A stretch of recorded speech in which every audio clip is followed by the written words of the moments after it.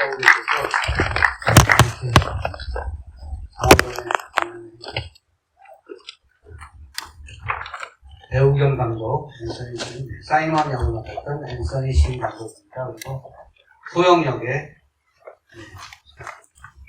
훨씬 잘 어렵죠? 고맙습니다. 네. 어떻게 요즘에 그냥 잠깐 좀 어떻게 지내고 계세요, 두 분? 저도 외롭게 글 쓰고 있습니다. 네, 두 번째 작품. 네. 우리 최덕께서는 원래 미용을 하셨으니까 공연도 준비하고 계실 것 같고, 네. 작품도 더 한편 하셨다죠?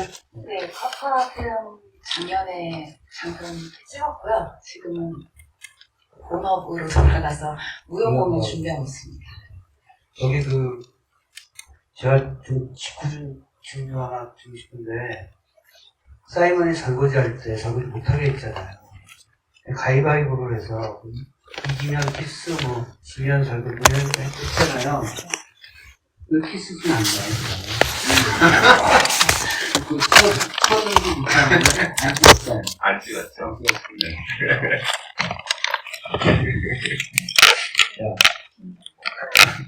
그러니까 어떤 사람 기다리고 있었는데 이게 기억적이에요. 너무 구애관계에 깊이 들어가지 않겠다는 연출의 의지가 있었던 거 아닌가요?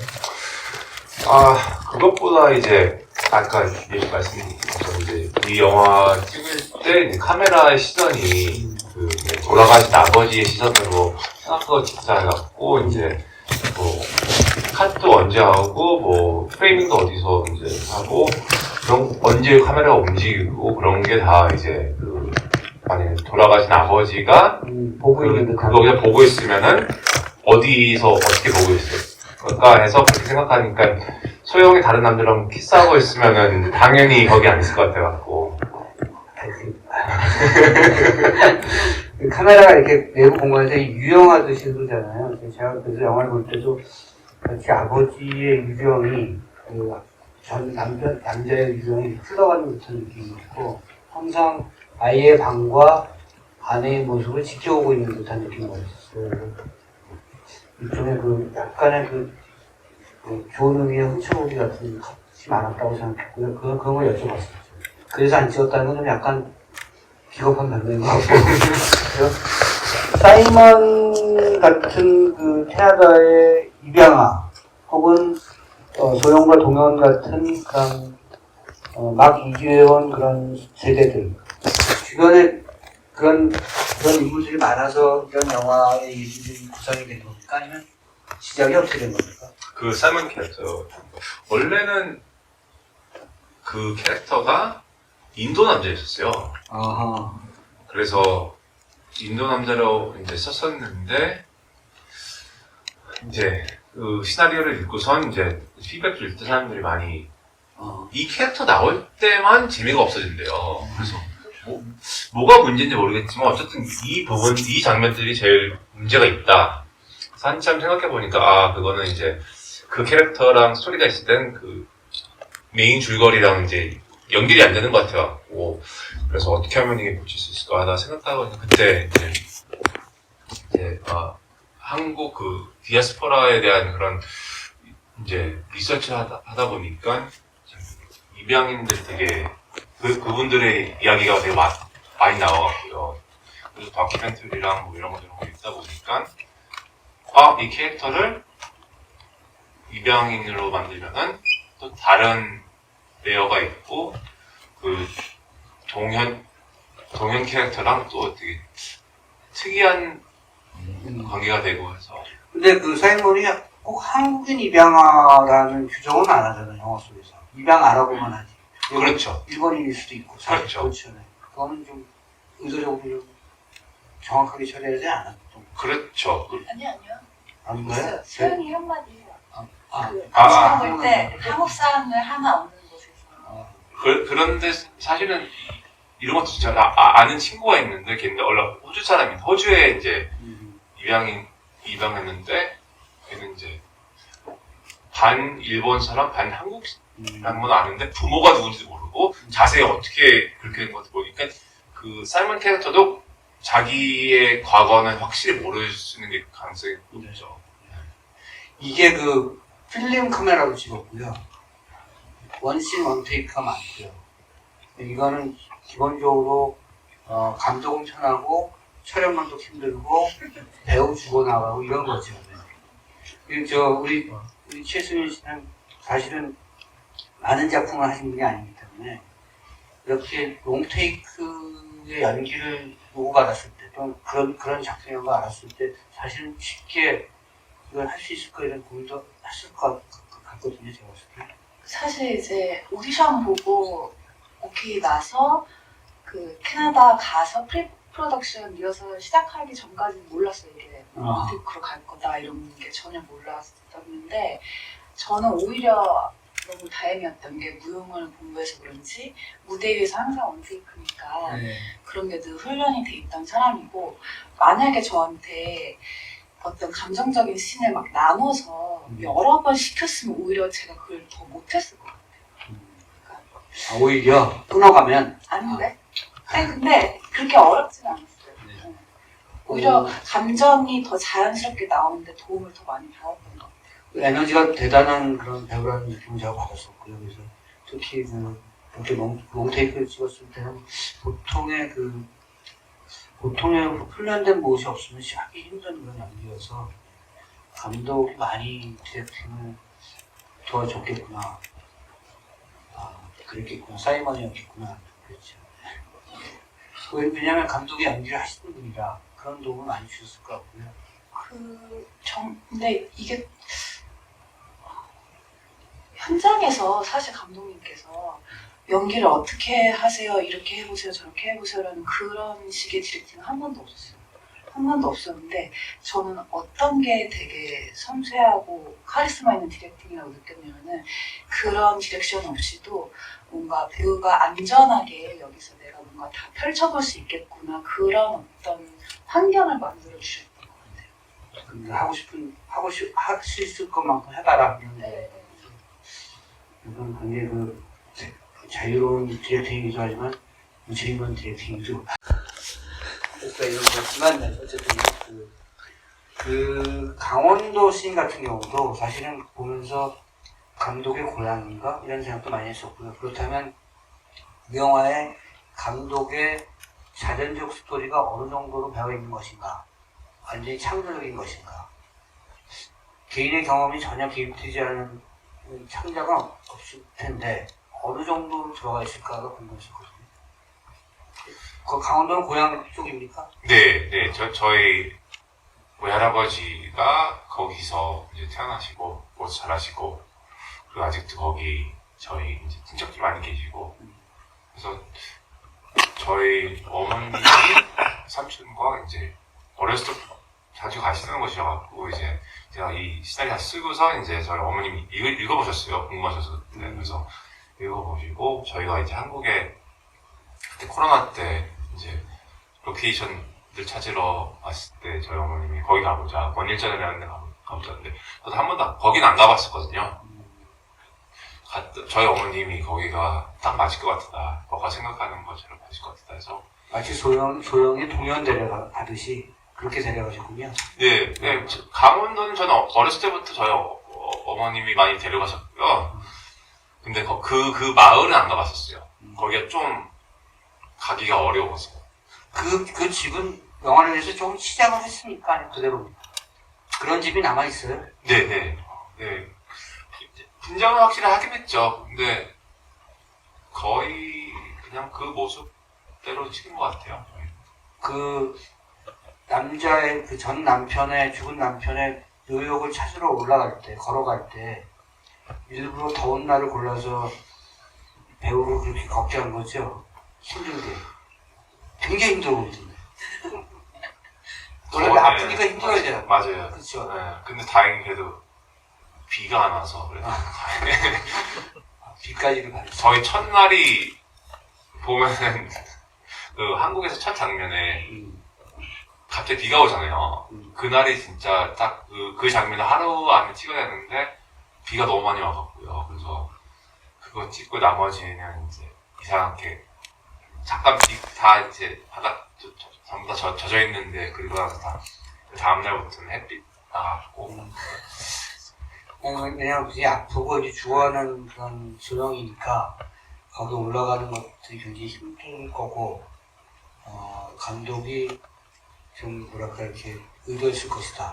더 힘든 상황을 더 만들었을 것이다 라고 생각했고 옷도 막 업로드 하게 하고 막 그랬던 것 같아요. 고려장과 그 장면과 이렇게 좀 소영이 얘기하는 고려장의 얘기와 그 동현이 업고 가는 것들이 물론 실적으로 내용은 다르겠습니다만 이미지는 그렇게 대꾸를 좀 시키는 거겠죠? 고려장의 얘기와 마지막에 아들이 엄마를 업고 아버지 모습을 가는 거. 네. 자세히 기억은 안 나는데 제가 첫 드랍트 쓰고 이제 마지막 장면 어떻게 할까 고민하고 있었는데 그때 제가 한국 전통 음악이나 예술이나 이런 거에 대해서 많이 관심이 있었을 때였고 저희 어머님이 고려장에 대해서 얘기해 주셨어요. 이게 판소리도 고려장 이야기를 이제 판소리로 하는 비디오 보여줘갖고 그걸 보고 고려장이라는 게 이런 거다 이렇게 얘기해 주시고 나서 들어보니까 그때 이제 한참 고민했었던 게 이제 소영이 이제 자기가 아프다는 말을 어떻게 표현을 할까 사이먼한테 병원에서 봐서 들은 얘기 또다시 하기는 좀 그렇고 해서 어떻게 하면 재밌을까 해서 생각해보니까 그 고려장 이야기를 써서 이렇게 표현하는 것도 괜찮을 것 같아서 그래서 그렇게 된 거예요. 마침 동현이가 또 말썽으로 나간 다음이니까 저는 이제 내가 너가 어떻게 키웠는데 이런 마음이었습니다. 여러분들이 질문하실 게 많으시죠? 그렇죠? 제가 자꾸 떠들면 싫으시죠? 질문하세요. 우리 외국분부터. 네. 외국분. 마이크 드릴게요. 한국말 하세요? 네. 너무 잘하시는 것 같은데. 안녕하세요. 영화 재밌게 잘 봤습니다. 네, 저는 미국에서 자랐어요. 90년대 미국에서 자랐어요. 근데 영화를 보면서 진짜 인상적인 게 뭐냐면 그 집의 인테리어, 집들에 나오는 인테리어는 진짜 90년대 그 집 기억하는 그 집과 완전 똑같아요. 그래서 어떻게 옛날 같은 집을 어떻게 찾으셨는지 좀 궁금합니다. 미국 어디서 오셨어요? 워싱턴주요. 워싱턴주요? 네, 캐나다 바로 옆이었어요. 네, 그래서 왜냐면 그게 이제 미국 다른 텍사스주는 완전 다르잖아요. 근데 워싱턴주, 오레건주, 밴쿠버 되게 다 느낌이 비슷하잖아요. 그렇죠. 근데 그 90년대 느낌 나는 집들 요즘에 되게 밴쿠버 되게 찾기 어려워요. 다들 새로 리모델링 한 것 같고, 너무 어려운데, 어떻게 우리가, 하나도 고치지 않은, 주인이 엄청 짠돌이었고, 하나도 안 고친 집을 찾아갔고, 그냥 이제, 있는 대로 쓰고, 또 이제 분양하는 거는 이제 저희 어머님 집에 가갖고, 가족이랑, 제 가구랑 이런 거 다 그냥, 다 가져와서, 이렇게 데코레이트하고. 네, 근데 그 집이 진짜 너무 운이 좋게, 너무 잘 어울리는 집을 찾았었어요. 네, 카페트랑 다, 월페이퍼랑 이런 게 다, 원래 있는 거예요. 강원도에 있는 집도 그냥 원래 있었고. 네. 그냥 운이 되게 좋았어요. 이게 19회차로 쓰었대요. 와. 15회차하고 한국 4회차. 저는, 제가 아까 밖에서 얘기해서 미친 거예요. 그것도 필름 카메라. 이건 지금 한국의 프로덕션 상황에서 거의 불가능한 상황인데, 내가 보니까 감독의 의지도 되게 대단했고, 여러 가지 운때도 많이 있던 거고, 집이 막 그냥 있어 가보니까, 이런 거죠. 엄청 오래 열심히 찾아다니다가 이제 찾게 된 건데요. 저희가 이제 돈이 너무 빡빡하니까, 그렇게 빨리 찍어야 됐고, 디지털로 찍으면 아마 한 5일 정도 더 찍을 수 있었을 텐데, 그렇게 하면은 이제 평생 후회했겠죠. 그래서. 필름룩으로 찍은, 요 근래 최근 10년 사이에 필름으로 찍은 거의, 한국에서 거의 유일한 작품이 아닐까 하는 생각이 들 정도입니다. 이런 트렌드가 다시 한번 세계의 영화가 아닐까 하는 생각이 들고요. 뒤에 질문 있으셨죠? 또 아까 손 드신 분? 나가셨어? 자, 질문하시죠. 안녕하세요. 저도 캐나다에서 초중고 나와서 너무 재밌게 잘 봤고요. 아까 크레딧 보니까 감독님이 직접 편집도 하신 것 같은데 영화를 제가 궁금했던 거는 지금 다시 영화를 보시면 혹시 뭔가 수정이 하고 싶은 부분이 생겼다거나 아니면 뭔가 이렇게 편집된 장면 중에 뒤늦게라도 추가하고 싶으신 그런 게 있으신지 좀 궁금합니다.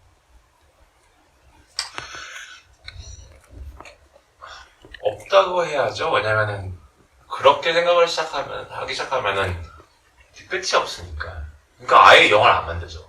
그렇게 생각하면은.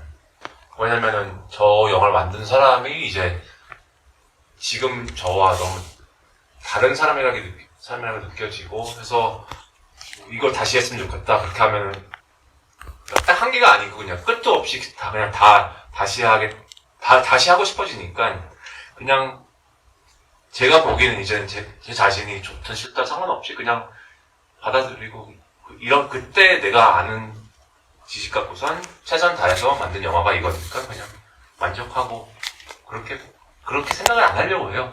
왜냐면은 진짜 당연히 마음에 드는 게 너무 많죠. 다시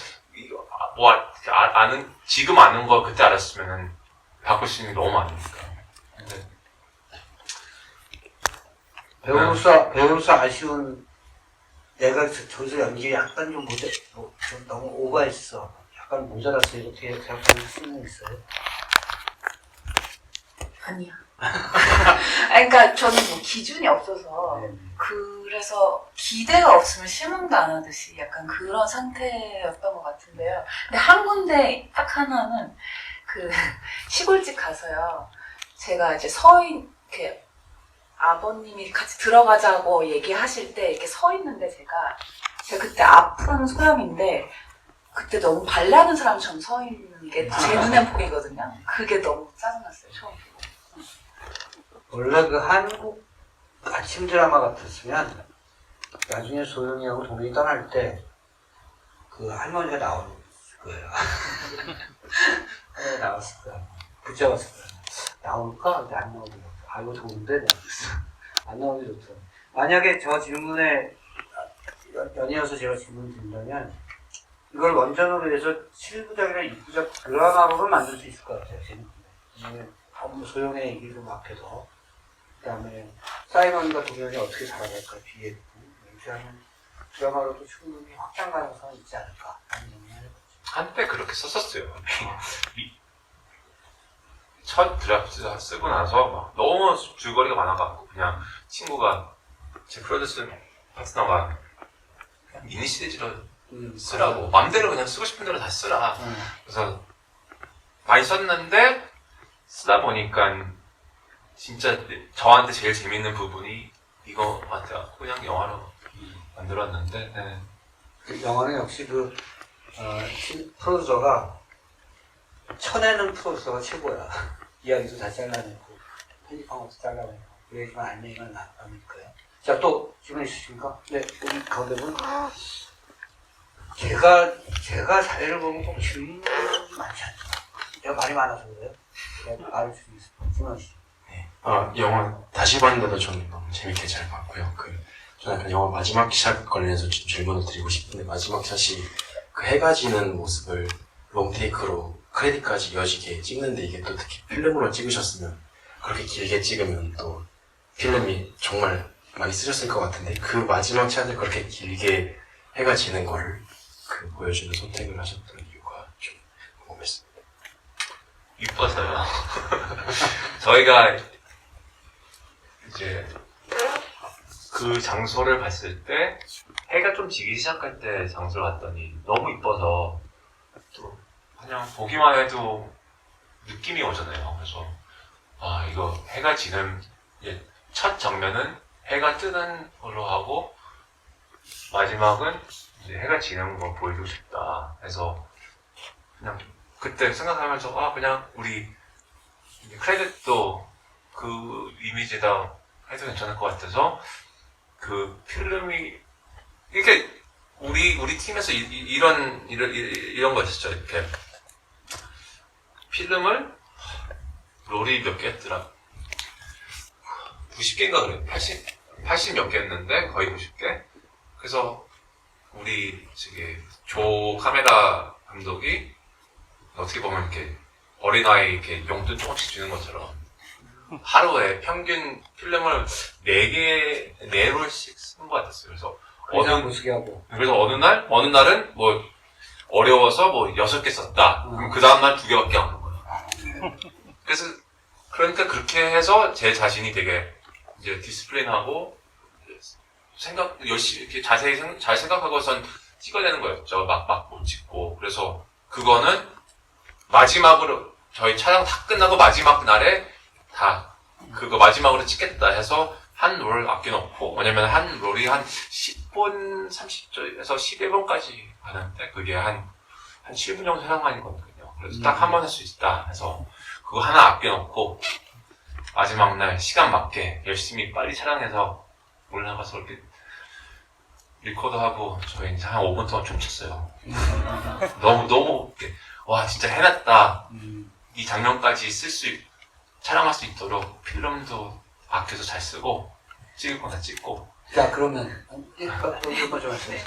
감독님하고 팀이 위에서 춤추느라고 태경이랑 저한테 컷을 안 해주신 거예요. 그래서 계속 업고 내려가서 우리 언제까지 내려가야 돼? 막 이러고. 춤추나고 정신없었어요. 그러니까 요 대목에서 왜 필름을 구입했어요? 디지털을 찍자고 하는 사람들이 있었을 것이고, 디지털 모르는 바도 아니고. 저는 이제 카메라에 대해서는 제일 처음 이제 저 사진 찍는 게 취미였거든요. 지금도 취미고. 근데 저는 그냥 이상하게 디지털 사진도 보면은 심도가 안 좋아. 그냥 별로 안 좋아해요, 제가. 그게 그렇다고 해서 디지털로 뭐 이쁜 좋은 영화를 찍지 못한다는 건 아니지만 그냥 제가 좋아하는 거는 필름이고, 그리고 저는 어렸을 때부터 영화를 만든다는 상상했을 때는 이런 이렇게 그 이미지가 있었는데, 제 첫 영화를 디지털로 찍었거든요. 네. 엄청 돈이 없어 진짜 작은 돈으로 찍었는데 할 수 없이 찍었는데 그냥 너무 마음에 안 든 거예요. 그래서 이제 영화를 또 찍으면은 내가 원하는 대로 찍지 않으면 아예 그냥 안 찍는 게 낫겠다 해서 이 영화는 처음에 이제 시나리오 쓰고선 이제 사람들한테 보여주고 투자 받고 할 때 제가 한 얘기가 이제 저한테는 이제 세 가지는 절대로 마음 안 바꿀 거니까 마음 바꾸려고 말 끊어지도 말라고. 그거는 이제 한국 캐릭터들은 한국 배우들이 하겠다.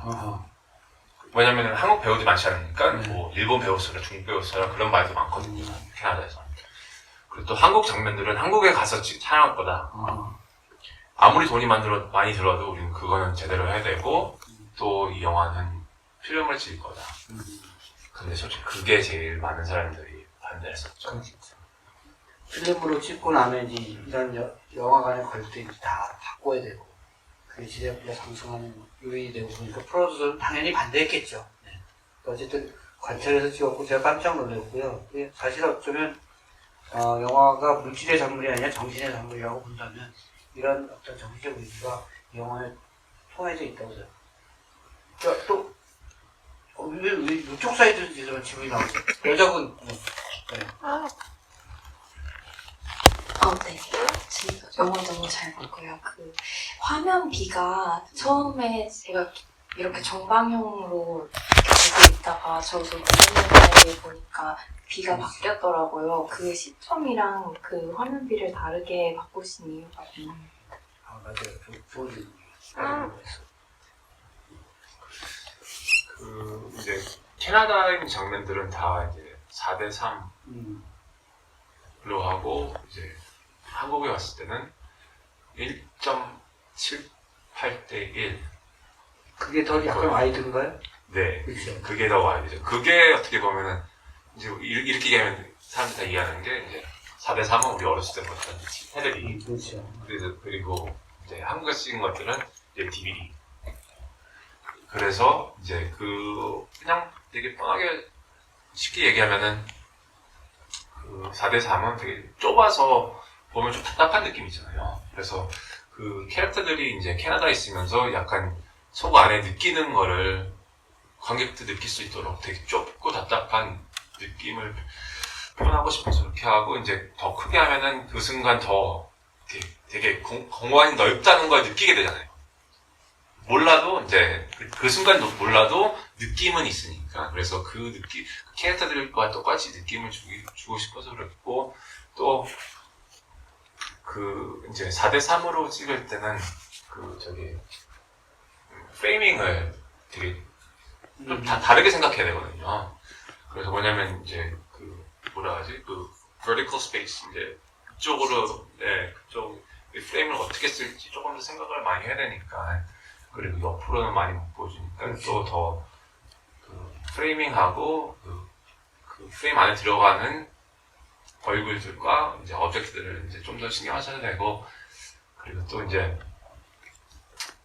이런 게 있었어요. 제가 이제 캐나다에서 자라면서 이제 어른 되고 보니까 저희 어머님도 좀 그랬지만 이제 저희 주변 이민자분들도 많이 제가 알게 된 건데, 뭐 돈 많이 간 사람들도 있지만 이제 돈 없이 간 사람들은 이제 먹고 살기 힘드니까 이렇게 엄청 열심히 일을 하시고 이제 애들 키우는데, 그러다 보니까 그렇게 아름답고 자연이 많은 나라 캐나다 같은 데서 살면서 그런 좋은 곳들 즐기지도 못하고 가보지도 못하는 사람이 너무 많은 거예요. 그래서 그거 들었을 때 와, 그게 되게 너무 안타까운 삶인 것 같아요, 이게. 그래서 이 소영이라는 캐릭터도 십몇 년을 캐나다 살면서 아이 키우는 것 때문에 이렇게 집 바로 앞에 있는 공원들도 못 가보고 바닷가도 못 구경하고 약간 그런 생각을 하면서 그 되게 좁게 자기 하루하루에 그 해야 되는 것만 보고선 그렇게 산다는 아이디어로서 이 캐릭터의 세상을 이렇게 좁히고 싶은 거죠. 그리고 또 한국으로 하면은 한국은 나라는 되게 땅이 작지만 마음속으로는 이제 훨씬 더 마음이 오픈되는 아이디어로서. 네. 그 제가 제일 좋아하는 것이 그 소영이 그 동현한테 동화책 읽어줄 때 있어요. 그걸 난간에서 찍은 게 있거든요. 그 화면들이 4대3일 거예요. 네. 그게 만약에 와이드로 나오면 좀 안 나오겠죠. 그런 컷이 아마 대단히 뛰어난 그런 장면들이 있어서 화면 비율도 그렇게 감독이 생각해서 조정을 한 것 같다고 생각이 들고요. 뉴욕 씬에서는 이제 제가 아까도 밖에서 물어봤는데 오지어스 1호에 다람이 같이 찍었고, 그래서 카메라 앵글과 카메라 웍이 상당히 이렇게 자기 노고가 들어간, 자기 생각이 많이 들어간 컷이라고 생각했습니다. 네, 저도 물어보고 싶은 질문 해주셔서 감사합니다. 또 끝쪽에는 네, 가운데 다시 장갑이 되세요. 앞쪽에, 맨 앞쪽에 세 번째 줄, 네 번째 줄.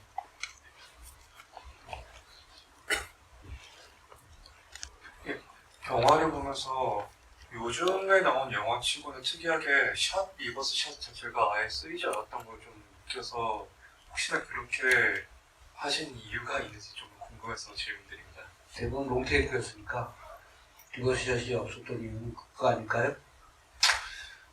이유는 몇 가지 있는데, 이제 처음부터 생각해야 되는 거는 왜 샷 리버스 샷을 한다는 거부터 생각을 해야 되는 거죠. 근데 주로 그 아이디어는 이제 촬영할 때 그게 제일 빠르니까. 편집할 때 제일 옵션들이 많고. 그런데 그런 이유로 영화 찍고 싶지는 않은 거죠. 그래서 그러면 샷 리버스 샷이 나쁘다는 건 아니지만 내가 그렇게 찍을 거면 그런 이유가 있어야 되지 않냐. 그렇게 카메라 감독이랑 대화했죠. 카메라 감독도 그런 생각을 했었고. 그래서 그러면 우리는 이제 어떻게 찍는 게 이제 우리의 이제 이 영화의 필로소피를 만들자. 그래서 그 제일 중요한 게 아까 얘기했던 것처럼 카메라의 시선이 아버지다. 그리고 아버지가 이렇게 거기 있는 것처럼 하면은 그 실제 리얼 타임으로 이제 직접 제시니까. 네, 볼 수 있도록 하면은 샷 리버스 샷이라는 건 말이 안 되는 거야, 갑자기. 그렇지. 그래서 그러면은 이거를 우리가 이제 글 쓴 것도 조금 고쳐야 됐고, 이제 리허설도 되게 자세히 해야 됐고, 근데 그렇게 하다 보니까 이제 편집을 왜 언제 한다는 것 자체도 이제 생각을 하게 되고 해서 그렇게 하게 됐어요. 저기 신강독이 성격이 좀 까다롭죠. 그렇죠. 알아야 것 같아. 이제 아버지 유령이 지금 집안에서 자기 여자와 자기 아들을 바라보는 시점을 줬으니까 얘기한 대로 이게 리버스가 나오는 이상한 건 맞죠. 근데 한 번에 찍는 원테이크가 맞다고 생각했다는 건데 나는 그냥 그런 생각 없이 찍었을 것 같고 생각 많이 합니다. 저렇게 길게 보면은 약간 그 캐릭터들과 같이 그 시간을 보내는 느낌이 더 있잖아요.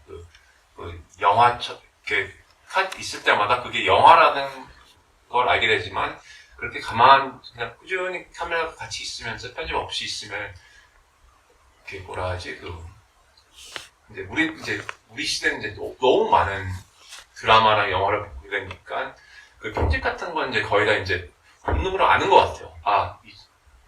여기쯤 이제 클로스업으로 들어가고 이제 여기서 갔다고 여기서 리액션 보고 그게 저도 그렇거든요. 영화 보면서 그런 그 리듬이 있으니까 너무 많은 드라마에서 나오는 그런 리듬들. 그 대신 이제 좋은 영화 가끔 가다 보면 내가 상상했던 생각했던 그 리듬이 끊기고 다른 리듬으로 가면은 그게 너무 흥미롭고 재밌잖아요. 저는 그래요. 그래서 저도 관객들이 기대하는 그 리듬을 없애고 나의 리듬을 만들어서 내가 원하는 대로 영화를 보게 하고 싶어서. 네, 저 뒤에, 네. 이쪽 분들은 무슨 불만이 있으시거나.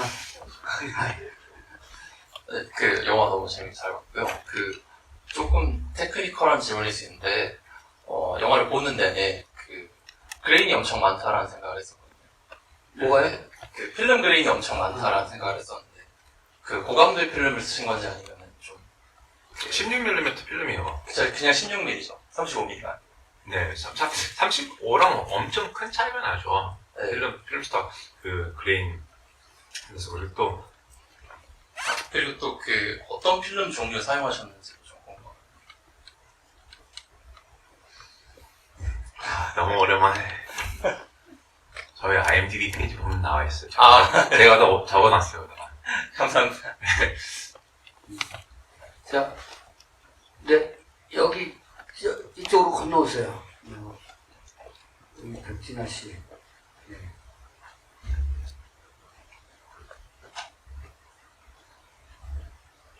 안녕하세요. 영화 굉장히 잘 봤고요.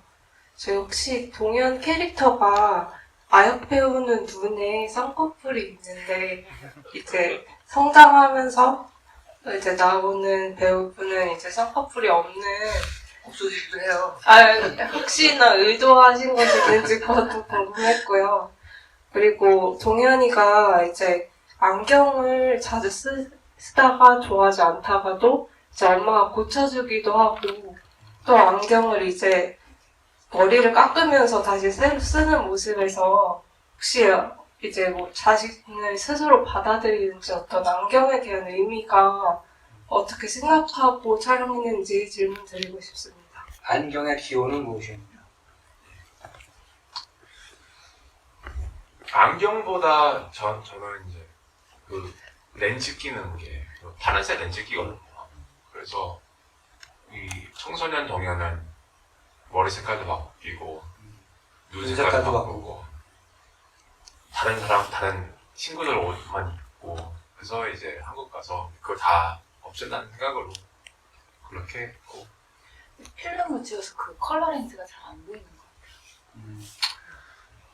같아요. 네, 그것도 그렇고 이렇게 클로스업이 없잖아요. 근데 그 렌즈를 낄 때 그걸 상상하게 해요. 사실 그것도 제가 컬러 렌즈를 끼니까 그래서 그렇게 맞추려고 하는 거라고 상상하게 돼서 큰 뭐 배제 시장은 없었어요. 쌍꺼풀. 쌍꺼풀은 솔직히 쌍꺼풀이 있고 없다는 건 지금 알게 된 거예요. 쌍꺼풀이 있다가 없다가 있기는 해도 태경이가 쌍꺼풀이 없죠? 없어요. 약간 속쌍꺼풀 있어도. 오게티를 발견하신 관객께서 일단 화장품 하나 받아갔어요. 자, 저기 때 뒤 여자분, 네. 네, 저는 장봤습니다. 배우님께 여쭤보고 싶은데요. 지금 보니까 피부도 되게 뽀얗고 예쁘시고 정말 아름다운 분이신데 장면에서는 되게 이제 점도 있고 되게 화장기도 많이 그러시군요. 이거 독점해요. 그래서 저는 이게 약간 영화 설정이었는지도 약간 궁금했었는데요. 일단 되게 그 떠나간 결정을 되게 약간 되게 주도적 캐릭터로 보여졌거든요. 굉장히 뭐 나는 한국을 떠날 거야. 그리고 삶이 되게 척박했는데도 되게 주도적 캐릭터인데 아이한테는 되게 따뜻함과 또 단호함과 이렇게 때려라. 누가 그럼 태권도를 한다고 하면서 때려라. 약간 좀 되게 강인한 캐릭터이면서도 마지막에 자신의 삶을 그렇게 돌아보면서 막 목 놓아 이렇게 약간 산에서 울었을 때 그 서사가 어떤 인물로 좀 구상하시면서 이 인물을 좀 역할을 해야겠다 이런 생각을 하셨는지 좀 궁금했습니다. 영화과에서 나올 법한 캐릭터 분석을 어떻게 이해해요? 네. 어차피는 저도 소량을 잘 모르거든요, 아직도. 어차피는 타인이고, 제가 연기해야 되는 어떤 대상인데, 그녀를 어떻게 이해하려고 했는지 노력한 것들을 그냥 알려드리면 조금 이해가 되실 것도 같은데, 어떤 상을 만들고 싶진 않았어요. 뭐, 어떤 엄마, 어떤 불굴의 이민자 이런 상을 만들고 싶지 않았고 왜냐면 내가 연기하는 게 엄마가 아니라 이민자가 아니라 이 김소영이라는 인물이기 때문에 이 인물을 이해하려는 어떤 노력을 했던 것 같고 그 노력의 일환으로 오히려 소영이 그 캐나다로 가기 전에 영화에 담기지 않은 그 잠깐 내레이션 부분에서만 짧게 읽는 그 서사를 저는 나름대로 제가 또 창작을 하면서 왜냐면 그렇게 어떤 인물을 스스로 좀 만든 게 있었고요. 그리고 소영이란 인물의 역사를 제가 공감하기 위해서 되게 가까운 데서 좀 사람들을 찾았어요. 그러니까 예를 들어서 우리 엄마, 우리 할머니. 왜냐면 다들 일하면서 가정을 이제 꾸렸던 분들이시고 제가 찾으려고 하면은 얼마든지 소영과의 어떤 공감할 수 있는 그런 모습들을 제가 발견할 수 있더라고요. 그래서 저 같은 사람이에요. 제 세대거든. 소영이. 네? 소영이 60년생이잖아요. 네, 맞아요. 7세대예요. 네, 맞아요. 저희 엄마가 딱 소영보다 2살 어리거든요. 그러니까 미선 언니 나이시고. 네. 저때 많이 아까 그 신 감독하고도 그런 얘기 했었는데 우리나라의 이민 1세대와 90년대에 미국이나 캐나다로 갔던 이민 세대는 굉장히 차별성이 있고요. 굉장히 다른 목적과 다른 의도와 다른 생활관과 다른 인생관을 가지고 있었던 사람이라 저는 그 부분도 굉장히 차이를 느끼면서 봤습니다. 만약에 이게 단순하게 이민자들의 영화라면 그려지지 않은 얘기도, 그려지지 않을 장소들이 영화에 담겨져 있다고 생각하고 아마 그 부분이 아마 관객들이 이 영화의 가장 좋은 점으로 포착하는 것 같아요. 설명은 잘 안 하셔도. 이건 일종의 약간의 아까 디아스포라 얘기도 하셨는데 어느 쪽에서도 소속되지 못했던 세계의 생존기 같은 느낌이었어요. 저는 어느 쪽에도 속하지 못하고 어느 곳에서도 부유하고 있는 사람들의 아주 투쟁기, 분투기 이런 거겠죠. 도영처럼 살아남아야 되고 자기 자식과 또 내가 말이 많아져서 네. 답이 되셨나요? 네. 주변에서 많이 찾았대요. 저 같은 세대. 아마 그래서 사실 60, 70년대 서울에서 여자들 그때 서울에서 사회생활 했던 사회상을 저는 오히려 되게 공부를 많이 했던 것 같아요. 그러니까 그때가 가장 사람의 정체성이 형성되는 시기라고 저는 생각하고 그때 만들어진 어떤 자신의 모양으로 끝까지 살아가는 힘을 조금 받는 것 같아서 그때가 한국이 굉장히 격변의 시기였잖아요. 그래서 그때 오히려 근현대사 공부를 많이 했어요. 그러니까 신 감독이 그런 것들을 뚫고 가고 있다고 생각했는데요. 그때가 이제 한국이 집단적 정체성이나 개인적 정체성이 다 균열될 때였고 깨지고 새롭게 형성되거나 아니면 부서지거나 이런 때였어서 굉장히 다른 시대에 대한 얘기입니다. 그리고 제가 인상적으로 봤던 것은 그럼에도 불구하고 굉장히 한국적인 그런 표현이 나오는데 조용히 사이먼에게 미안하다고 얘기를 해요. 그래서 사이먼이 화를 내요. 왜 미안? 자꾸 그런 얘기 하냐고. 근데 한국 사람들 미안하거든. 한국 사람들에게 말버릇이기도 해요. 좋아하면 약간 미안해. 속으로는 다 미안하지 않다도 그래도 미안해. 이게 소영에게 남아있는 거. 이게 소영의 성격이 아니라 소영에게 남아있는 한국적 정체성이라고 봤어요. 근데 나중에 지어보시면 미안하다. 그래서 여기 이런 댓글로 간절히 이런 것도 댓글을 만들었을까 이런 의도했을까 이런 생각도 했죠. 미안하다는 말. 그런 의미로 저를 찾아보지 마세요. 무슨 이상한 소리 하냐는 정도. 자, 질문, 네. 저 끝에, 네. 거기 잠깐 기다리세요. 이쪽 되게 반가운데, 네, 기다리세요. 네, 오늘 두 번째 보니까 아까 화면 전환에서 확실히 알았거든요. 그 한국과 캐나다 차이가 있었잖아요. 근데 그 캐나다는 이제 약간 실내에서만 보여주고 그 한국은 이제 야외에서 화면이 많더라고요. 그래서 이어서 하는 질문인데 그 소영이 마지막에 샤우팅을 하잖아요. 근데 그게 이제 그 좁은 캐나다가 아니라 이제 탁 트인 그 한국 야외에서 소리 지를 때 그래서 그 주인공이 그 마음이 좀 열렸구나 생각했거든요. 마지막에 한 번만 샤우팅하고 이제 무금 처리를 하잖아요. 근데 그게 오히려 저한테 되게 더 약간 울림이 크게 잡았거든요. 그렇게 하신 이유도 좀 궁금해요. 한 번만 절규하고 소리가 나오고 그 다음에 소리가 안 나오죠. 소리 지르는 이 목소리가. 그거는 시나리오에도 그렇게 썼었고 또 실제로도 몇 번 소리 지르고 그냥 또 배우한테 목소리 다칠 수 있으니까 그냥 하는 것처럼만 하고 실제로 하지 말라고 했었고 그래서 그 생각하고 한 건데 그 생각이 뭐였는지 기억이 잘 안 나서 근데 그게 좋긴 했어요. 네 근데 계속 소리가 나왔으면 네. 약간 거부감을 느꼈을 수도 있는데 네, 그게 그렇게 소리 지르는 게 되게 듣기 어렵잖아요. 감정이 너무 크니까, 너무 강하니까, 너무 세서.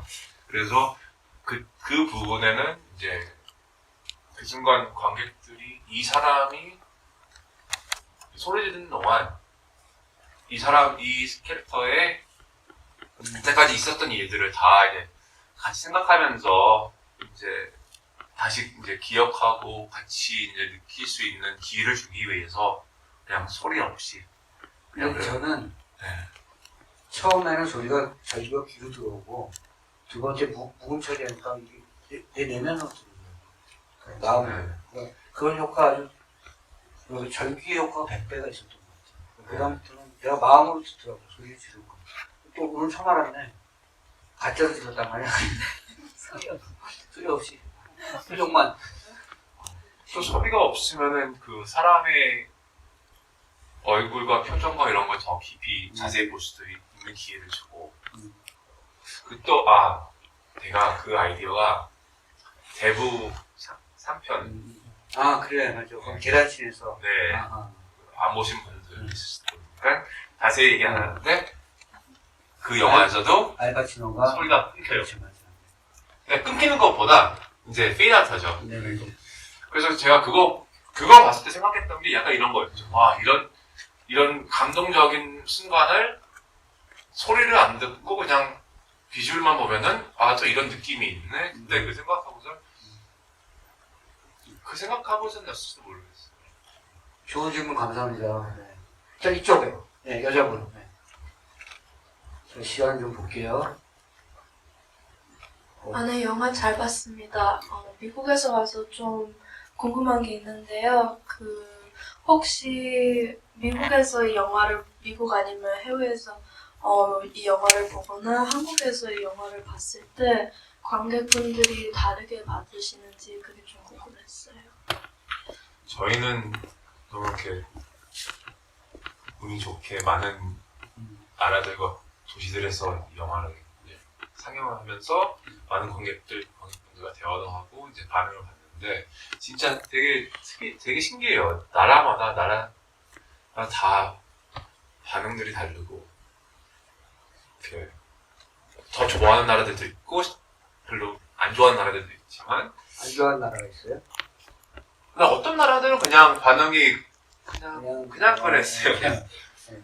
그리고 뭐 상상도 못한 나라들은 어디는 막 너무 감동받아 잘 이해하고 하는데 확실히 이제 북미 관객들과 한국 관객들의 큰 차이점 어느 부분에서 웃냐 그렇지. 유머. 네. 그게 제일 크게 다른 것 같아요. 한국에서 이해 못하는 것들은 이제 북미에서 너무 재밌게 생각하고 또 한국에 이제 또 이 영화에 대해서 이제 이 영화가 뭐에 대해서냐, 뭐가 슬프냐, 뭐 그런 것도 이제 좀 다르고. 북미는 좀 더 이민자 네. 서로 읽고 한국 관객들은 가족 서로. 그렇죠. 맞아요. 한 인간의 인생사를 느끼죠. 뭐 북미 관객들이야 뭐 때밀고 이런 거, 등 밀어주고 이런 거 이해 못하겠지. 그쵸, 그냥 신기하고 재밌다고 보는데 이제 큰 의미가 없으니까요. 관객들한테. 또 뭐 밀크쉐이크 같은 거 먹을 때 북미에서는 다 경험이 있는 그러니까 너무 잘 이해하고. 실은 그게 원래 그렇게 오래되면 효과가 없어요. 그 모르는 얘기지. 어떻게 알겠어? 그 얘기하면 안 돼. 근데 이도 입에 들어와. 저는 모르겠어요. 너를 어떻게 갈아먹냐. 예, 어쨌든. 그런 장면들은 아마 그 미국 관객들은 되게 웃었을 것 같고. 사실은 그 엄마하고 아들이 따로 목욕탕에, 공중 목욕탕에 들어가서 목욕하는 것도 사실 우리 같은 사람들한테 뭐랄까 이렇게 하나의 통과 의례? 뭔가 어떤 뭐 치르는 것 같은 느낌이에요. 왜 사실은 서로 이렇게 덮고 들어가고 목욕하고 이런 것들이. 그래서 그 장면도 좀 좋았는데 아마 북미 쪽 관객들은 저기요 개인 목욕탕도 아니고 저기도 이제 무슨 야외 목욕탕도 아니고 이랬을 거야. 그러겠지. 자, 근데 앞에 분은 언제네? 지금 앞에 분 받고 뒤에 분 받고 정리하겠습니다. 이 시간이 많이 뒤로 가고 있어서. 네, 영화 너무 잘 봤고, 그다음에 저는 이 영화가 공감이라는 키워드가 정말 사람들한테 크게 와닿았다고 생각하는데, 저는 뭐 이민자도 아니고 외국에서 산 경험도 없는데, 이 영화를 볼 때 어머니와 아들의 액팅이나 아니면 대사 같은 게 정말 공감을 일으킨다. 사소한 포인트, 뭐 김치 먹을래? 이런 것들 하나하나가 큰 공감을 일으킨다고 생각하거든요. 그래서 저도 영화를 공부하고 영화를 찍고 싶어서 이렇게 그걸 중심으로 봤었는데 어떻게 그런 사소한 발상들을 잘 해서 사람들한테 많은 공감을 줄 수 있는지가 궁금합니다. 진짜 모르죠. 이제 글 쓸 때는 특히 썼을 때는 그냥 종이에 있는 단어뿐이어서 이게 진짜 이런 장면들이 재밌을지 관객들이 감동을 받을지 진짜 모르는 거잖아요.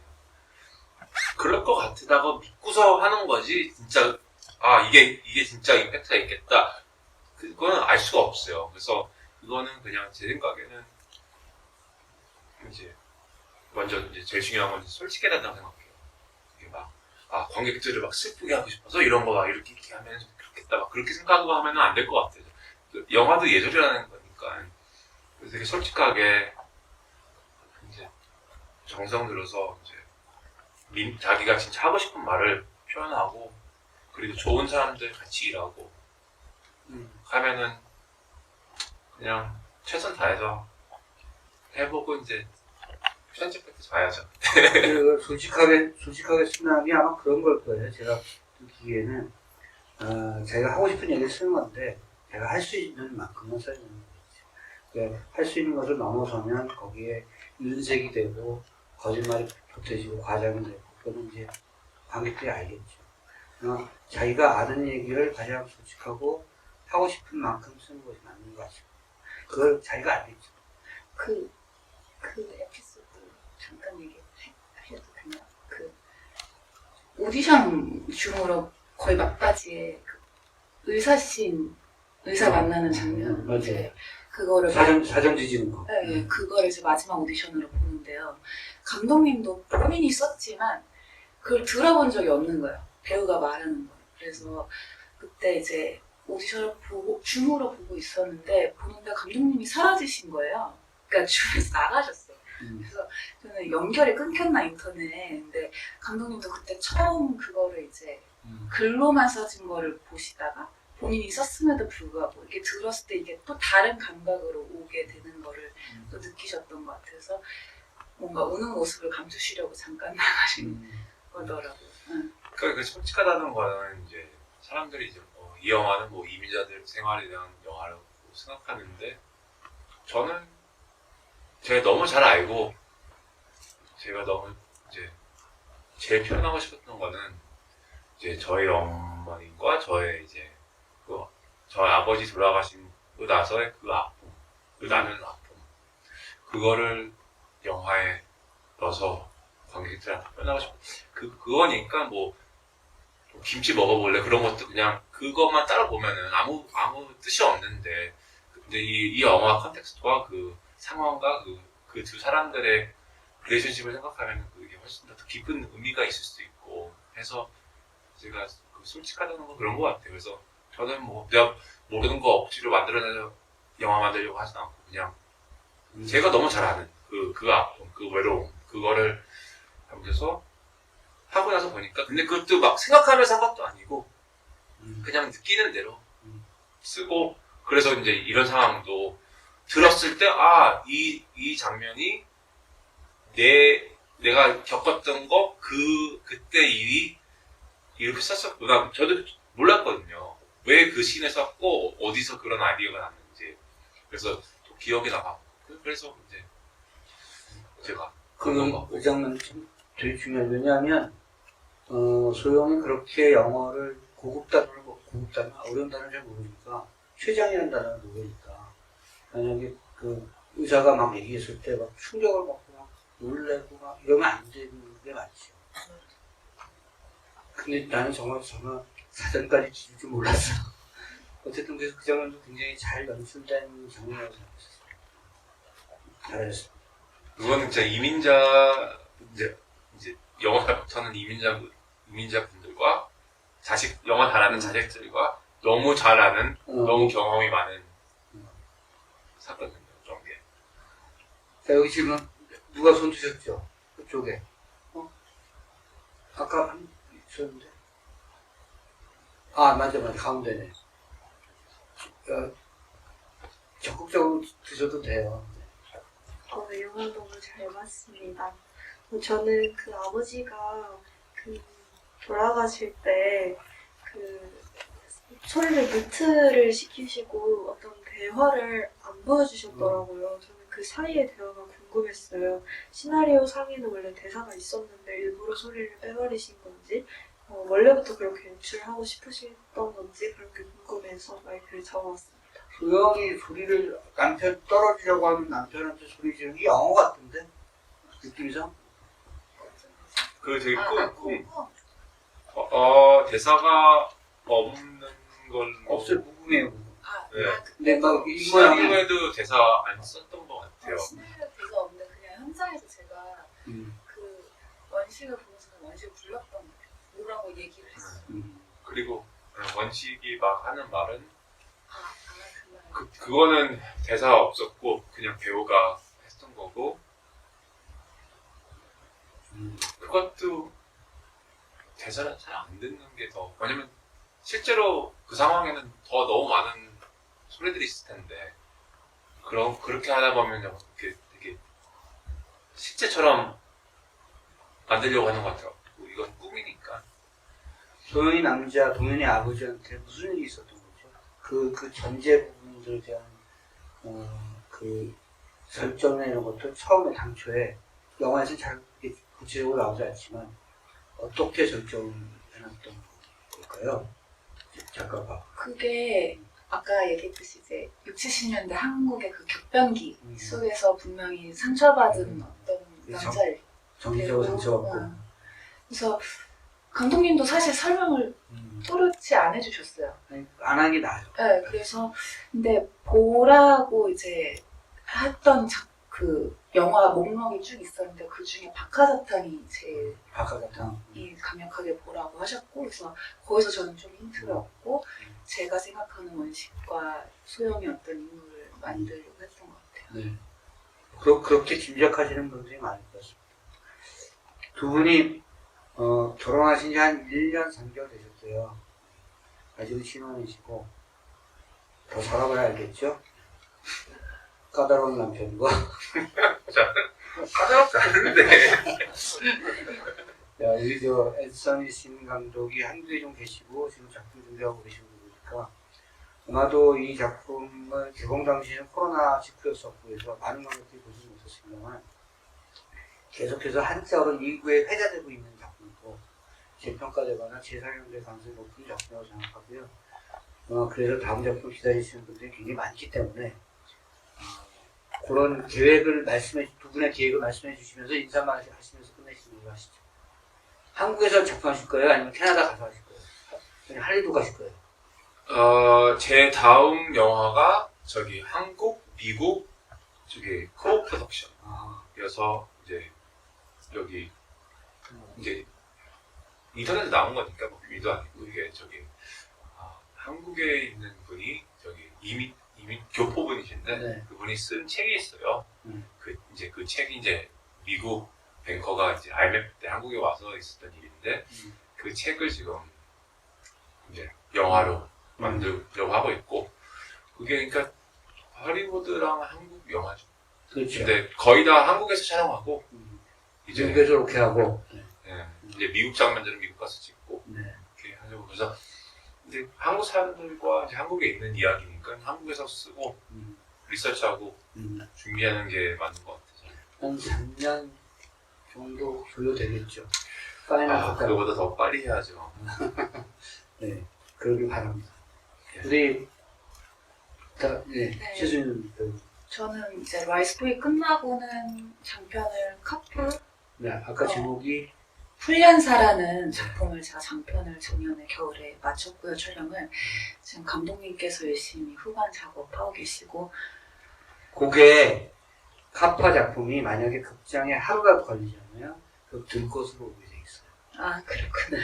또 뵙겠네요. 네. 하루라도 걸게 해야 됩니다. 훈련사. 네, 훈련사에서 부산 혹은 뭐 베를린 선댄스 이렇게 생각하시는 것 같아요. 그래서 그렇게 그 다음 스크린은 아마 그게 제일 빠른 일정이 아닐까. 네. 무용 공연도 하는데요. 시간 되면 보러 오세요. 네. 무용 공연, 현대무용, 발레, 알겠습니다. 감독과 배우로서의 커플, 좋은 작품, 좋은 생산물을 만들어내실 거라고 믿고요. 아름답게 사시길 바라겠습니다. 네. 좋은 영화를 만드는 것도 좋지만 행복하게 사시길 바라겠습니다. 박수 부탁드립니다.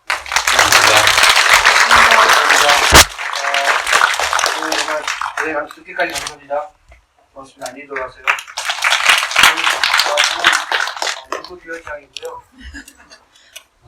아까 질문하신 분들은 화장품 좀 받아가세요. 제가 드린 걸로 하겠습니다. 남았어요? 가세요. 네. 안녕하세요. 고맙습니다. 네.